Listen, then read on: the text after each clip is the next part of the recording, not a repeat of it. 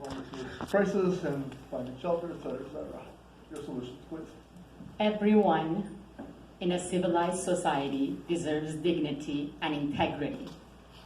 And District 12 has its own homeless population. I call them our homeless neighbors. This is a crisis that we have to address. This is not something that we can push to other places. We have to find innovative solutions. I feel that homelessness is a direct side effect of lack of housing. I believe in order for us to have impact on the homeless population with mental illness, we need to have social services. And I have a full plan of short-term, mid-term, and long-term solutions for homeless population. And I'm going to strongly address this issue if I become a councilman. When I become a councilman. There you go.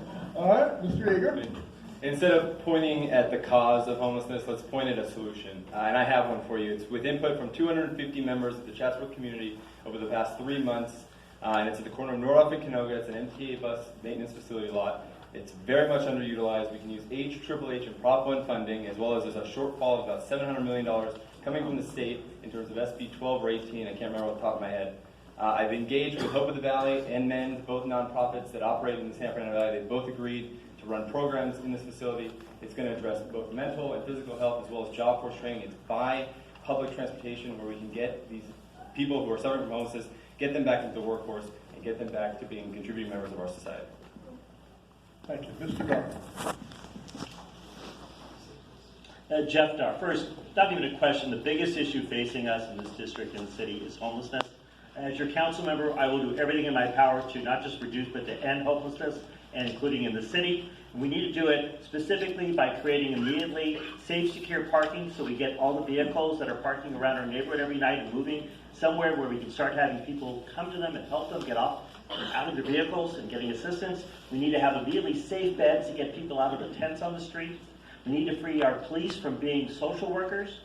And we also need to cut the bureaucracy and culture the city so that we can start building affordable housing and not have it take 5 years because of unnecessary time delays.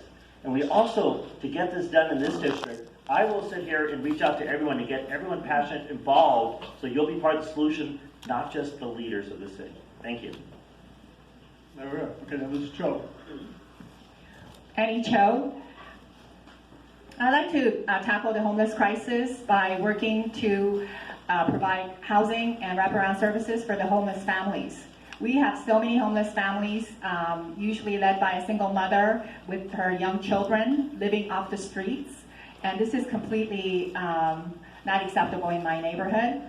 I want to make sure that we get the young children off the streets because eventually they're going to become the next generation of our workforce. And if we're going to be globally competitive, we want to make sure that we provide the right kind of environment for them. And I also want to find a way to focus on those that are one paycheck away from being homeless. And I also want to emphasize that not every option is appropriate for every neighborhood. So all the local stakeholders have to participate in the dialogue from the get-go. Thank you. Mr. Rick. You're putting the past the mobile mic or whatever mic is. I think that mobile mic works better down that end. It's closer to the receivers, but I'm not sure about that. Well, first, let me reject the part of the question that called these people street people. When my brother-in-law, Josh, was living on the streets because of his mental illness, he was not a street person. He was Josh Haber.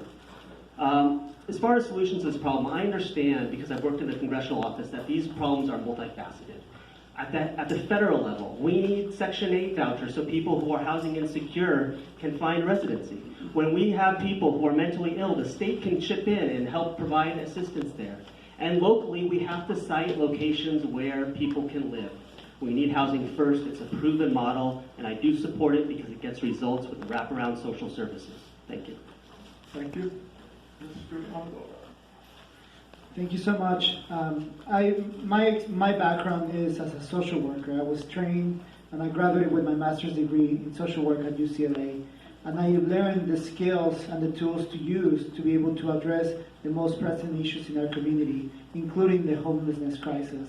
I want to make sure that we are building, fulfilling the pledge of 222 units here in the district. I think it's disheartening that the current leaders have not been able to break ground. I want to make sure that we're addressing the issue also in a holistic way, making sure that we're providing the necessary social services, mental health services, and health services for our community members who are experiencing homelessness. I think it is our duty as a city and as a society to take care of the most vulnerable people in our community. Thank you. Rosemary's given us the sign.